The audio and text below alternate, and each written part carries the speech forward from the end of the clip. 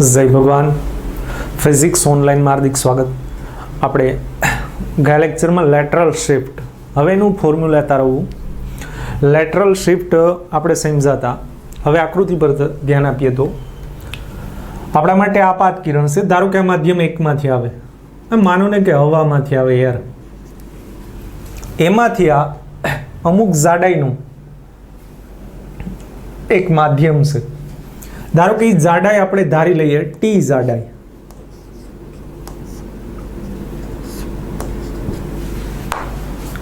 તો એ ટી જાડાઈમાંથી અહીંયા પસાર થાય, મતલબ કે અહીંયા માધ્યમ ચેન્જ થયું તો ઘટના બનશે વક્રીભવન પી બિંદુએ. ધારો કે માધ્યમ 2 છે અને ઘટ છે ધારો કે ગ્લાસનું છે, કાચનું બનેલું છે, એવી ધારણા કરીએ.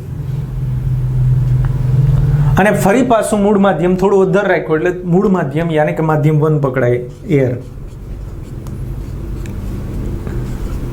મૂળ માધ્યમ આવે તો જ અહીંયા ઘટના જોવા મળે, કઈ? Lateral shift. વક્રીભવનની ઘટના તો ઇન્વોલ્વ છે જ. મતલબ કે આ પાર્શ્વિક સ્થાનાંતર છે એ લેટરલ શિફ્ટને આભારી છે.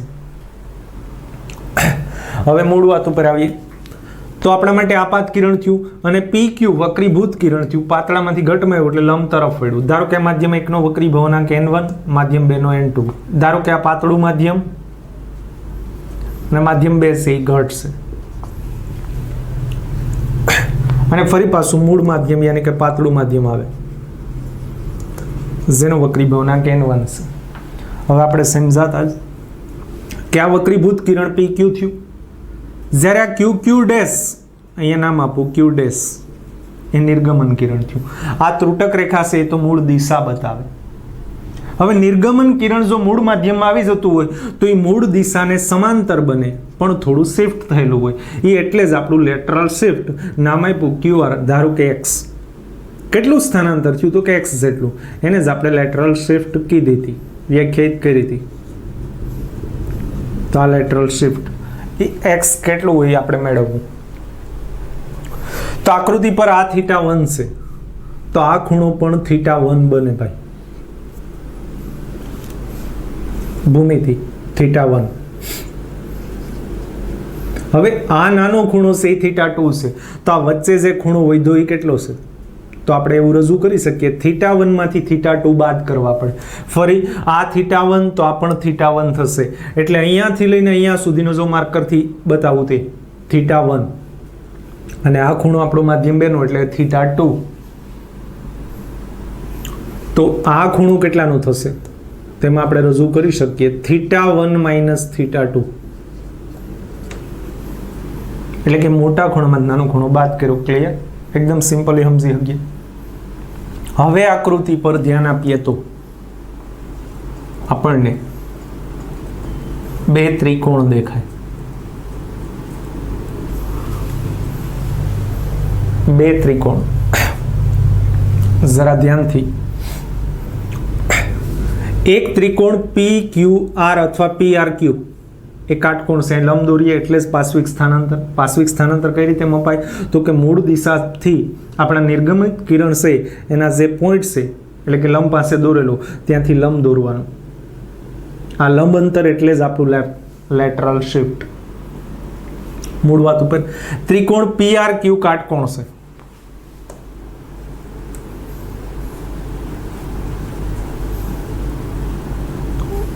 તો એ કાટકોણ ત્રિકોણમાં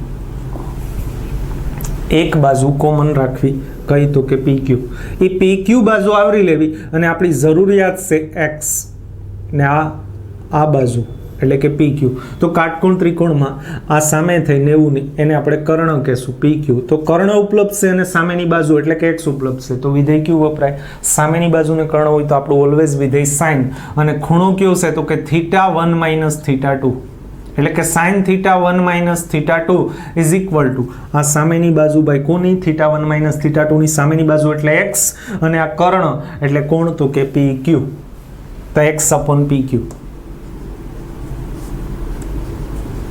ભૂમિતિ પરથી સમીકરણ નંબર 1 અથવા PQ ને સૂત્રનો કરતા બનાવીને પછી આપણે સમીકરણ આપણે જરૂરિયાત મુજબ PQ is equal to x upon sin θ1 minus θ2 બ્રેકેટમાં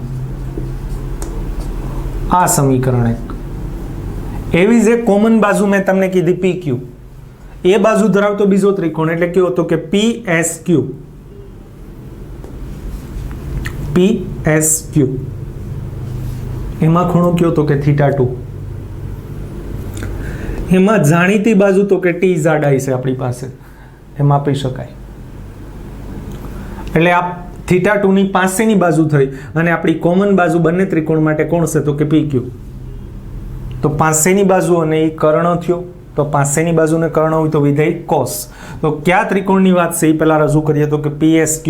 ત્રિકોણ PSQ કાટકોણ છે,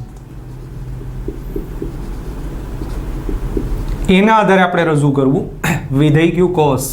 cos θ2 ઇઝ ઇક્વલ ટુ પાસેની બાજુ એટલે T, આપણો જે માધ્યમ છે એની જાડાઈ, અને કર્ણ એટલે PQ. એમાં PQ ને સૂત્રનો કરતા બને તો PQ is equal two T upon cos θ2. આ બંને સમીકરણોને સરખાવી દો 1 અને 2, તો આપણે રજૂ કરી શકીએ 1 અને 2 પરથી. સમીકરણ 1 અને 2 પરથી આપણે રસ કેમાં છે? Lateral shift. તો x ને સૂત્રનો કરતા બનાવશું એટલે એ સ્ટેપ પહેલા લખીએ તો x upon sin θ1 minus θ2 is equal to T upon cos θ2. x ને સૂત્રનો કરતા બને તો x is equal to સૂત્ર શું થયું? sin θ1 minus θ2 upon cos θ2 into T.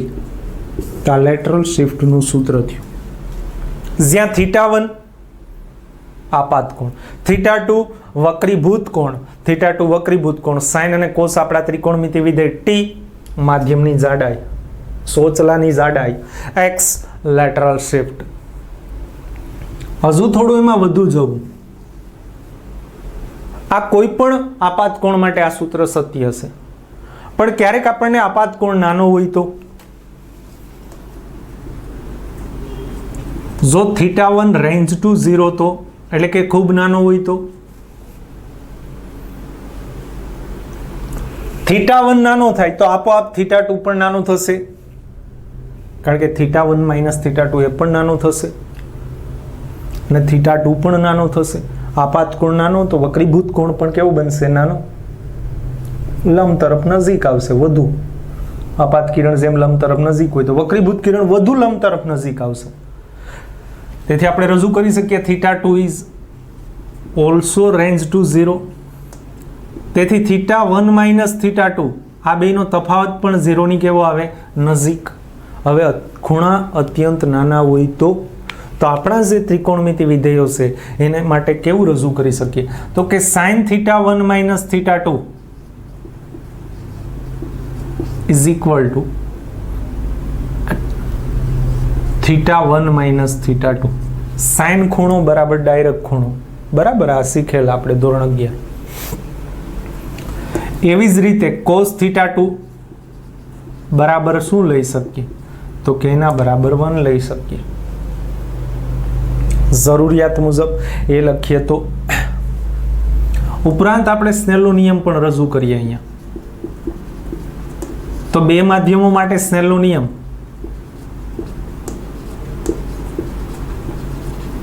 n1 sin θ1 બરાબર n2 sin θ2. આ સૂત્ર મુજબ થીટા આપણી પાસે અત્યંત નાના છે એટલે ડાયરેક્ટ sin θ1 તો ત્યાં θ1 અને n2 તો n2 sin θ2 તો ત્યાં θ2. આનો ઉપયોગ કરશું જરૂર મુજબ. હવે આપણું આ મુખ્ય સમીકરણ ધારો કે એનું નામ ફિઝિક્સ રાખીએ. હવે ફિઝિક્સ પરથી આ જે સાઇન અને કોસની કિંમતો છે એમાં એડ કરીએ. ફિઝિક્સ પરથી ભાઈ આ સમીકરણ ક્યારે રજૂ કરવાનું? આ સ્વરૂપે, નવા સ્વરૂપે. ફરી કહું, થીટા ખૂબ નાનો હોય ત્યારે, એટલે કે આપાત કોણ આપણો નાનો હોય ત્યારે. મૂળ વાત ઉપર x તો x sin θ1 માઇનસ θ2 એની જગ્યાએ ડાયરેક્ટ શું લખી શકીએ? θ1 માઇનસ θ2 અપોન cos θ2 તો એની જગ્યાએ શું લખી શકીએ? 1 અને બાજુમાં t તો હતા. टी तो जैसे थे एक्स तो जैसे थे। आ क्यारे आ सूत्र उपयोग करवानुं तो कि थीटा अत्यंत नानो होय त्यारे। हजू આપણે એને વક્રી ભવનાંકના ફોર્મમાં કન્વર્ટ કરું તો x બરાબર આમાંથી θ1 કોમન કાઢીએ તો આની પાસે તો હતા તો ત્યાં 1, આની પાસે નતા તો એને ભાંગવા પડે θ2 - θ1 ઇન્ટુ ટી। 1 લખવાની જરૂર નથી પણ લખાતા બરાબર। આ સમજાણું સ્ટેપ θ1 કોમન કાઢ્યા એટલે અહીંયા કેટલા રજૂ થાય 1, આની પાસે નથી તો એને θ1 વડે ભાગ્યા। ઓકે, θ2 upon θ1 તો આ સમીકરણ પરથી θ2 upon θ1 ગુણોત્તર લખો છે તો θ2 upon θ1 is equal to n1 upon n2।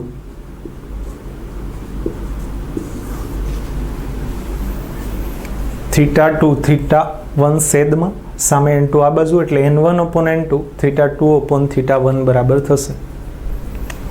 એટલે કે અહીંયા θ2 upon θ1 એની જગ્યાએ આપણે લખી શકીએ શું n1 upon n2 તો x બરાબર આપણી પાસે શું રજૂ થાય θ1 બ્રેકેટમાં 1 - n1 upon n2 into t।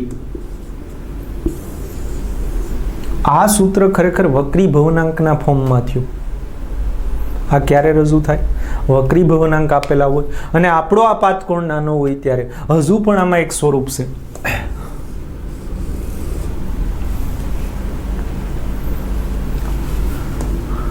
આ જ કેસમાં θ1 નાનો હોય તો θ1 બરાબર પણ 1 લઈ શકાય। આ જ સ્વરૂપમાં ક્યારેક આપણને આપાત કોણ નાનો રજૂ કર્યો હોય તો θ1 બરાબર 1 લઈ શકાય। તો x બરાબર શું થશે આના બરાબર 1 થઈ ગયું એટલે બ્રેકેટમાં શું આવશે 1 - n2 upon n1 into t। આના આધારે આપણને એક સ્વાધ્યાયમાં એક્ઝામ્પલ પણ આપેલો છે, જોઈજો આના આધારે કયો એક્ઝામ્પલ ગણી શકાય।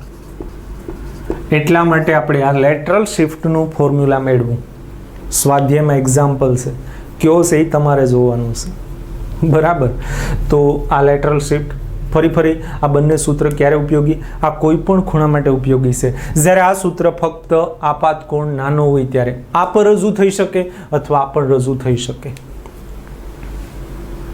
થોડી ઝલક આપી દઉં આ ક્યારે યુઝ થાય, થોડી ઝલક।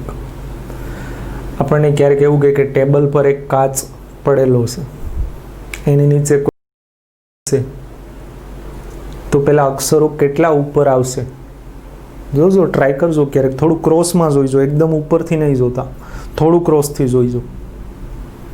કોઈ પેન છે વગેરે કોઈ વસ્તુને જોવી છે કાચથી, આભાસ થશે તમને, એ પણ ઘટના જોવી, આભાસી ઊંડાઈ, સાચી ઊંડાઈ। ક્યારેક આપણે પાણી ભરેલી ડોલ હોય એમાં તળિયે સિક્કો રાખી અને થોડું ક્રોસથી જોઈજો તો સિક્કો થોડો ઉપસેલો આવશે, ચોખ્ખું પાણી જોઈશે થોડો ઉપસેલો આવશે, આવું કેમ? પછી એક સૂર્યોદય ને સૂર્યાસ્ત વાળો સામાન્ય કુદરતી ઘટના, 2 મિનિટ વહેલો અને 2 મિનિટ મોડો, આ પણ આપણી ટેક્સ્ટ બુકમાં રજૂઆત છે। એ બધી ઘટના ખરેખર શિફ્ટિંગ છે એમાં, મતલબ કે આપણું જે ઓરિજિનલ પ્રતિબિંબ હોય એમાં શિફ્ટિંગ થયેલું થાય। શું કામ તો કે એમાં ખરેખર ઘટના જોવા મળે કઈ વક્રીભવન। તો આ લેટરલ શિફ્ટ આ સૂત્ર આપણી નવી બુકમાં નથી પણ ઉપયોગી છે એક્ઝામ્પલ ગણવા, MCQ ગણવા માટે। તો આ પણ માઇન્ડ વેલ અસ્તુ।